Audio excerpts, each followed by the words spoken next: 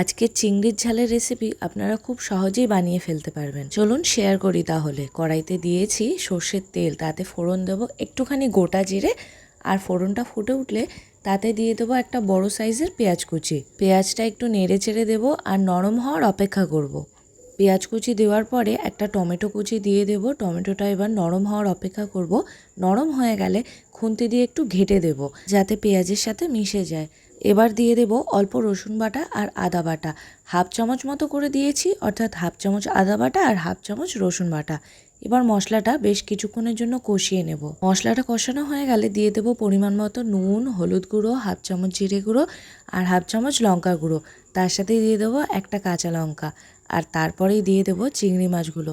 চিংড়ি মাছগুলো কিন্তু মোটামুটি বড় সাইজেরই আছে, আপনারা চাইলে ছোট চিংড়ি দিয়েও বানাতে পারেন। চিংড়ি মাছটা বেশ কিছুক্ষণ কষে নিয়েছি, তেলও ছাড়তে শুরু করেছে। এইবার দিয়ে দেবো অল্প জল। জল দেওয়ার পর আবারও একটু মিশিয়ে নেব, আর আপনারা চাইলে কিন্তু এই রান্নায় আলুও দিতে পারেন।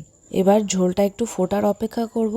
এই রান্নাটা কিন্তু খুবই সহজ আর খুব কম সময়েই হয়ে যায়। এবার চিংড়ির ঝাল যেহেতু, তাই একটু শুকনো শুকনো হবে, খুব বেশি ঝোল রাখবো না। আপনারা যদি এতে আলু দেন তখন একটু ঝোল ঝোল রাখতে পারেন, খেতে ভালোই লাগবে। গ্রেভি অনেকটা শুকিয়ে এসছে, এবার নামাবো। নামানোর আগে দিয়ে দেবো ধনেপাতা কুচি, আর তারপরেই মিশিয়ে নেবো। গরম গরম ভাতের সাথে কিন্তু দারুণ লাগে খেতে। রেসিপি কেমন লাগলো কমেন্ট করে জানাবেন, আর ভালো লাগলে চ্যানেলটিকে সাবস্ক্রাইব করে দেবেন।